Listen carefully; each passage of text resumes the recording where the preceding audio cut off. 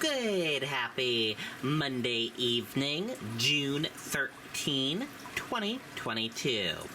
I'm Riley King, and welcome to this Monday evening edition of the Riley King Newscast, right here on the Riley King Network.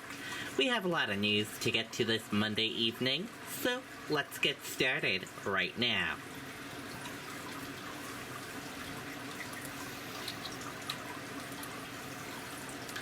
First up, men arraigned in connection with shooting that injured pregnant woman. Residents initially thought a firework had come through the wall, affidavit says. Let's take a listen to that video from WMUR News 9. Now's the time to get a great deal on taking care of your property. You need the #1 rated reliable. Matthew Iannotti is one of 5 men charged with resisting arrest. He, along with Corey Rakes, were arraigned Monday at Circuit Court in Manchester. Police responded to Bell Street Friday night for a report of a woman who was struck by a firework. According to the affidavit, the husband reported his wife was sitting in the living room in the center of the couch. They then heard a loud bang and saw a puff of smoke or dust in the apartment. He believed a firework had come through the wall.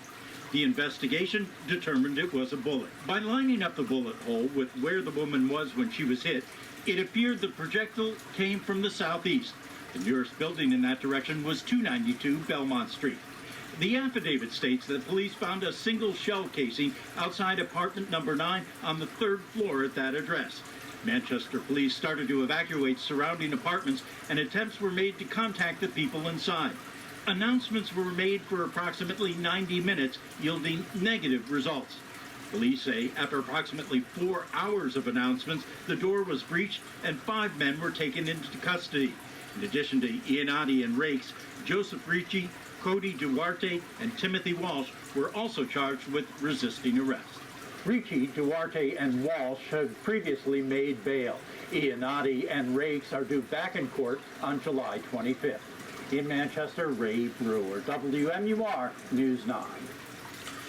Okay, there you go on that video and that report. West Alton Marina owner and former manager asked that some lawsuits be moved to federal court. Plaintiffs allege sexual harassment and assault while working at Marina. Let's take a listen to that video from WMUR News 9. Experience is coming to New Hampshire, filled with excitement, a new destination, a place to experience tradition, experience cutting-edge innovation, experience history, the new 6-hour Experience Center.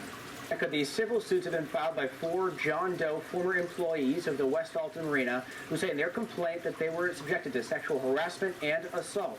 Well, in this new filing, the lawyers for West Alton Marina and its former owner, Brian Fortier, as well as the former manager, John Murray, they're asking a judge to move at least 2 of these civil suits from state court to federal court.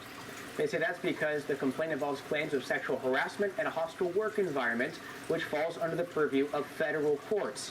WMUR reached out to attorneys for both the plaintiff and defendants today, but have not yet heard back. Now, an attorney for the plaintiffs previously told News 9 his clients were subjected to harassment, abuse, and groping while employed at the marina. Fortier's lawyers have told News 9 he denies the quote-unquote boilerplate allegations against him. Now, separately, Fortier and Murray are facing criminal charges for allegedly sexually assaulting a teenage employee, but it's not known if these civil cases are connected to that criminal case. In the studio, Steve Otari, WMUR News 9. Okay, there you go on that video and that report. Motorcyclist dead after striking guardrail on I-293 in Manchester, police say. The victim identified as Adam Young, 42 of Manchester. Let's take a listen to that video from WMUR. New Hampshire, filled with excitement, a new destination, a place to experience tradition, experience cutting-edge innovation, experience history, the new 6-hour Experience Center. You have some breaking news to tell you about. One person is dead after a motorcycle crash on 293 in Manchester. Police say Adam Young struck a guardrail after losing control through the S-curves right near exit 6 shortly after 8 last night. Young was pronounced dead at the hospital. Anyone who may have witnessed that crash is asked to call Manchester police. Okay, and there you go on that video and that report. Massachusetts woman injured in ATV crash at Jericho Mountain State Park. Let's take a listen to that video from WMUR News 9. Now's the time to get a great deal on taking care of your property. You need the #1 rated reliability. New on Daybreak, a Massachusetts woman is recovering after rolling her ATV at Jericho Mountain State Park in Berlin. Fish and Game says the 22-year-old was thrown off the back of the machine after she hit a rock and accidentally pressed the throttle too hard. Officials add she landed on a rock and temporarily went unconscious. She was later taken to the hospital with non-life-threatening injuries.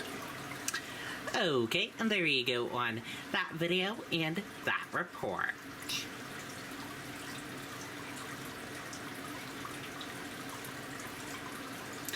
Celtics in San Francisco Monday for pivotal Game 5 of NBA Finals versus the Warriors. The Golden State Warriors and Boston Celtics square off Monday in a critical Game 5 of the NBA Finals, with the series tied 2-2. The game begins at 9 p.m. Monday from San Francisco and can be seen live on WMUR TV. You will have to wait and see who will win Game 5. Let's go Boston Celtics. All of us are cheering you on.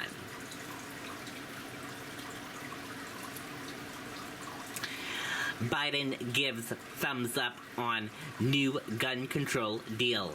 Let's take a listen to that video from ABC News.